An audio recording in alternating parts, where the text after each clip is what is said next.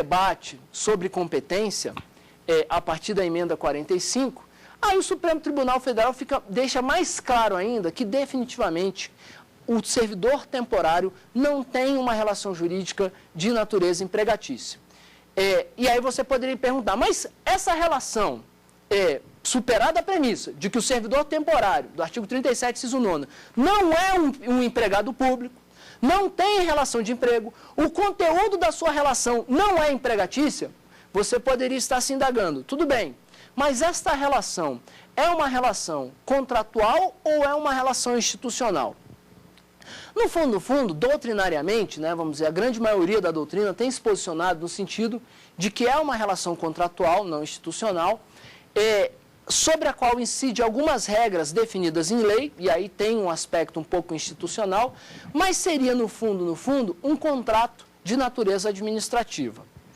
O fato é que, se fizermos uma leitura nas decisões do Supremo Tribunal Federal, que tem por foco o enfrentamento do tema competência, mas no sentido de apurarmos qual é efetivamente a natureza jurídica dessa relação, nós vamos perceber que existem algumas decisões que pontuam de maneira precisa que se trata de uma relação jurídica de natureza institucional.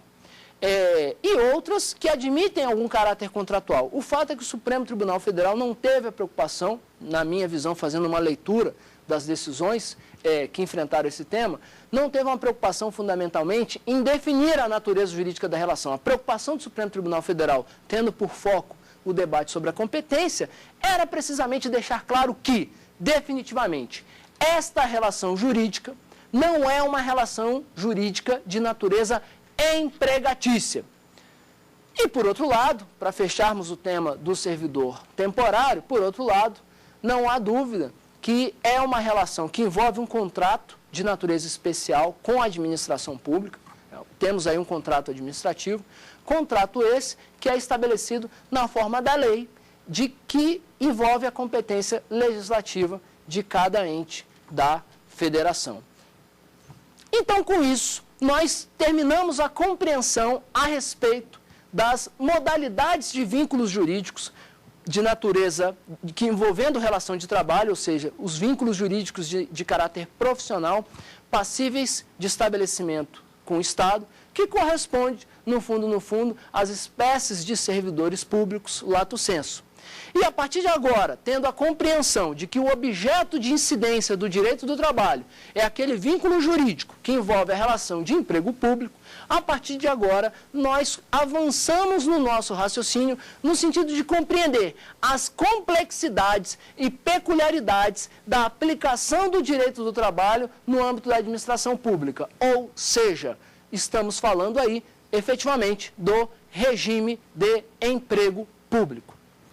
Muito bem, e uma primeira ideia fundamental que precisamos entender envolve a compreensão de em qual esfera da administração pública ou em quais esferas no âmbito da organização administrativa do Estado é possível o estabelecimento de relações de emprego público.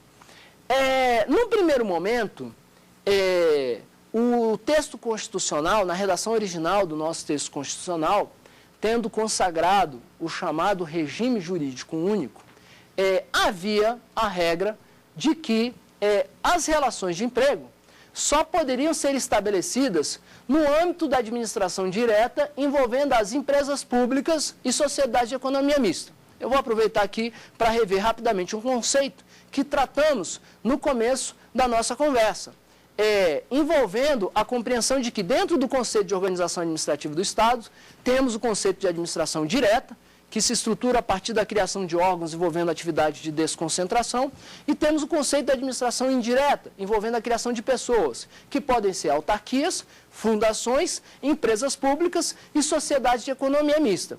Dentro desta compreensão, é preciso que se entenda que o direito do trabalho, pelo texto da redação originária da nossa Constituição, ou seja, as relações de emprego, só poderiam ser estabelecidas no âmbito das empresas públicas e sociedades de economia mista.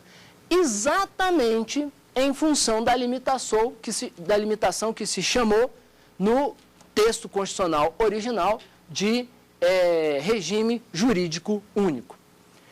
Com a emenda constitucional número 19, o regime jurídico único foi quebrado.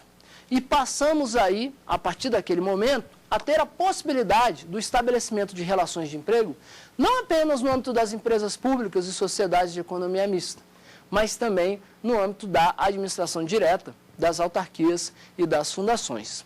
De modo que, a partir da emenda 19, então, passamos a ter a possibilidade de convivência das três relações jurídicas no âmbito de todas as esferas da organização administrativa do Estado.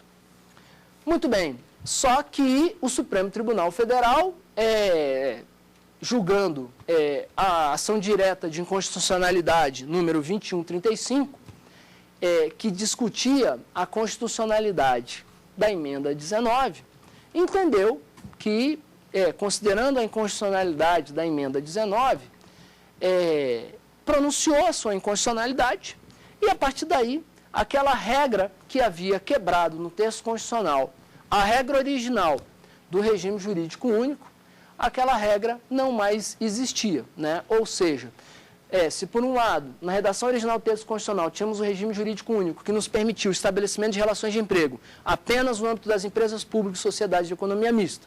Por outro lado, com a emenda 19, quebramos aquela regra do regime jurídico único, permitindo que a relação de emprego fosse estabelecida não apenas nas empresas públicas e sociedades de economia mista, mas também na administração direta, nas autarquias e nas fundações, com a declaração de inconstitucionalidade da emenda 19, na ADI 2135, voltamos ao texto original da Constituição. Eu preciso chamar a atenção que nesta declaração de inconstitucionalidade foi promovida a modulação de efeitos, de modo que se reconheceu a legitimidade das relações de emprego estabelecidas até aquele momento.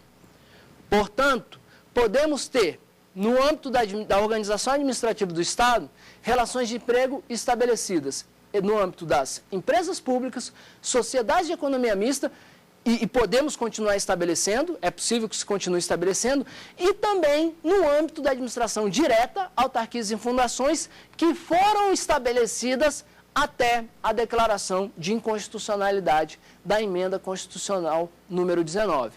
Portanto, este é o universo que teremos de incidência, de aplicação do direito do trabalho no âmbito da administração pública.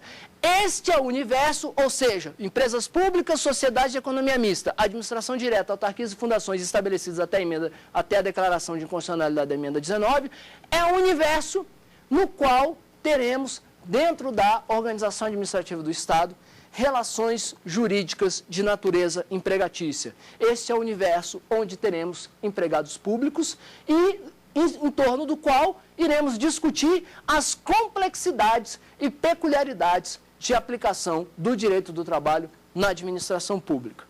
Vamos lá, antes de avançarmos, alguém tem alguma pergunta? Professor, eu tenho. Meu nome é Tânia, eu sou estudante da Universidade Católica de Brasília, estou no 8º semestre e gostaria de saber do senhor se pode ser aplicado no direito do trabalho, o direito do trabalho aos servidores temporários.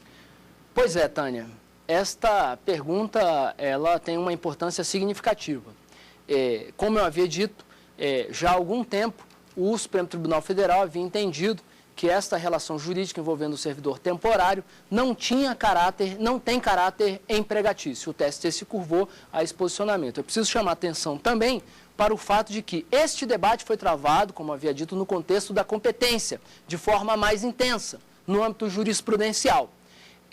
Porém, um detalhe importante sobre a questão da competência, que vai recair na natureza da relação, que é preciso que se entenda, é que, mesmo após a decisão do Supremo na ação de inconstitucionalidade 3395 ter sido estabelecida no sentido de que a Justiça do Trabalho não teria competência para julgar o servidor temporário, adotando como fundamento a tese de que a Justiça do Trabalho não teria natureza empregatícia essa relação, que ela teria um caráter institucional, apesar da falta de alguma precisão bastante específica quanto à natureza da relação, de modo que o Supremo Tribunal Federal havia decidido na ADI 3395 que a competência não seria da Justiça do Trabalho. Mas o TST tinha uma orientação jurisprudencial, era a OJ, Orientação Jurisprudencial 205 da SDI1, na qual se entendia que a Justiça do Trabalho teria competência para analisar se aquela relação seria de trabalho temporário ou não.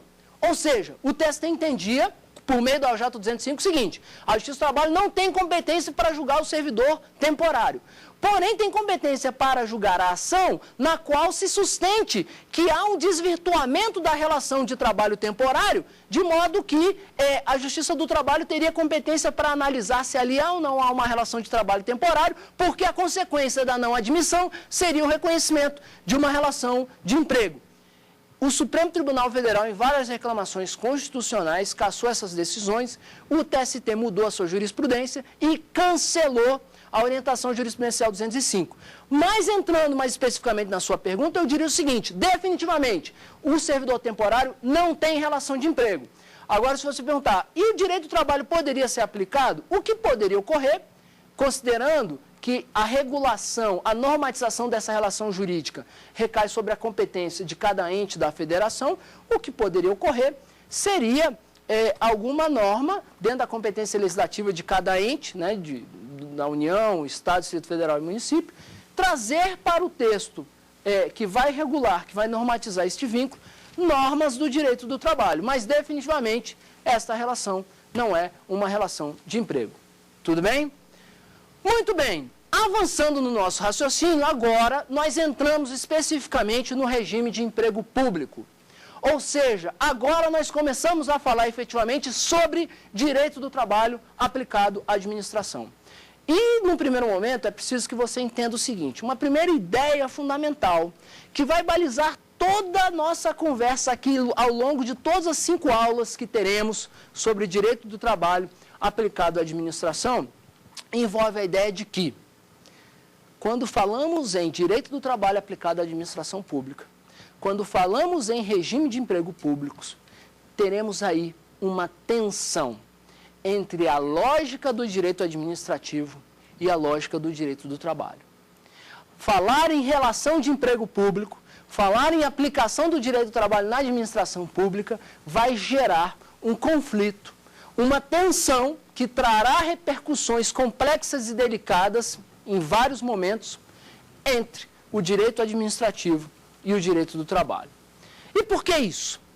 Porque a lógica do direito administrativo é uma lógica completamente diferente da lógica do direito do trabalho.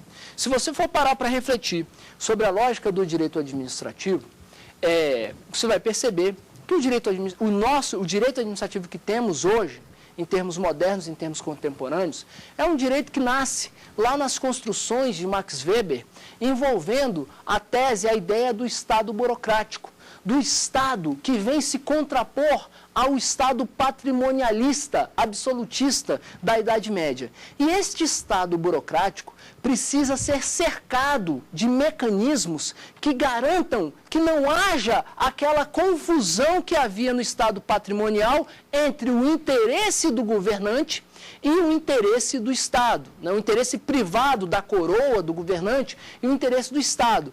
Este é o Estado burocrático weberiano em torno do qual vai se estruturar o nosso direito administrativo. Uma das manifestações emblemáticas dessa preocupação, por exemplo, envolve o princípio da impessoalidade, assim estabelecido no artigo 37 da Constituição. E, consequência lógica e natural de toda essa ideia, nós temos a noção da indisponibilidade do interesse público e da supremacia do interesse público.